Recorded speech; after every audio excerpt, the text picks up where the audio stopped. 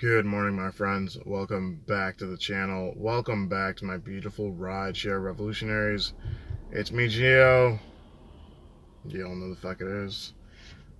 Excuse me for a second. You guys caught me at breakfast.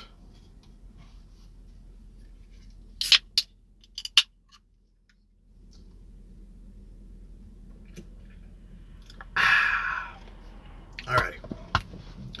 Monster, I'm taking sponsorships, just so you know. Alright.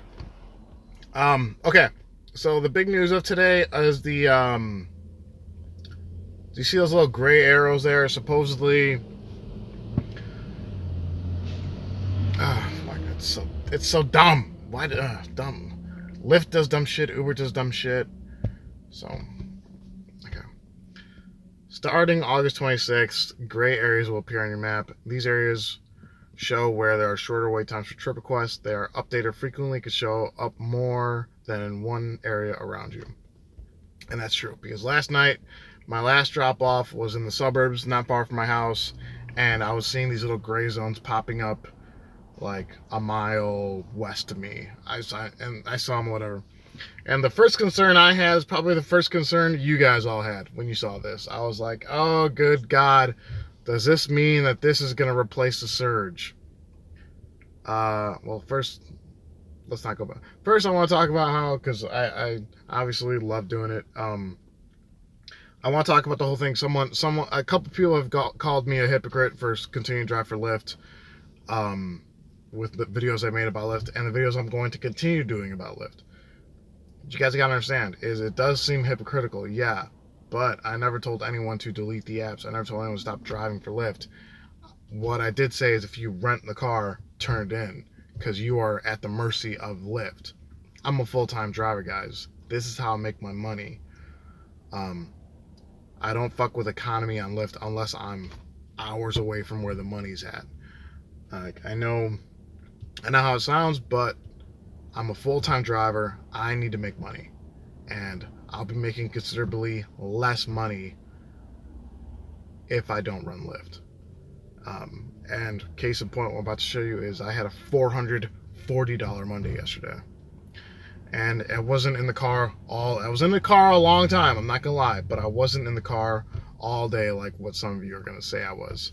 And I'll prove it right now. So let's go back and I'll show the end of this will be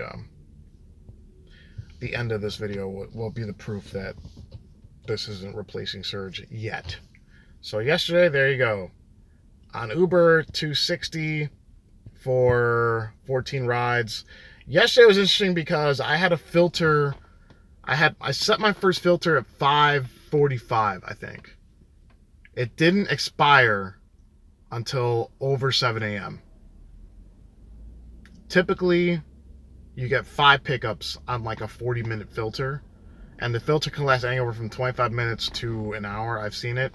This one lasted over an hour, and it gave me, and here's the thing, and I canceled on the last passenger because I knew the city was going to be surging more heavily. I needed to get fuel, so I canceled on the last passenger on the filter, and I just pivoted back up north, right? So yesterday, $260 on Uber and on Lyft. On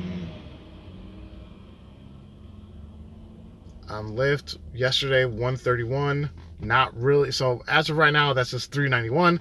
It's not $400. But my last ride of last week, or technically last week on Lyft because it was before 5 a.m., was a Lux Black.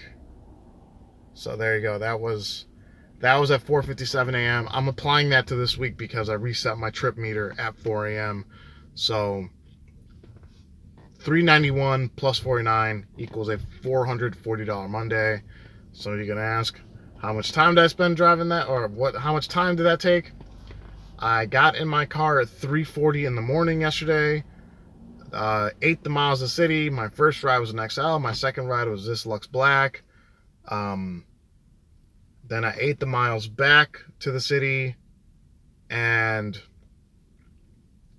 then I started using my filter. Those were all UberX and pools till 7 something. Then I got a $50 select call that didn't take me to the airport yesterday morning for 30 minutes. or it was like $49. And then a XL that paid $34 for like 25 minutes at the end of the morning rush. Took a nap in my car because I was super tired. And then I was trolling the trip donkey. And then I just started doing more rides and then just capitalized. So yesterday was from 4 to 9:30, or 3:40 to 9:30, let's just say. And then about noon to about 7:30. Yeah, maybe a bit later. So it's a $440 day, but it's all good because now I get to just relax. And I'm only gonna do a couple premium runs today because I gotta get new tires and brakes in the car. So I'm not super concerned about making money today because I made a lot of money yesterday. So back on topic. So I know, like, this stuff is concerning, obviously, but I don't think it's.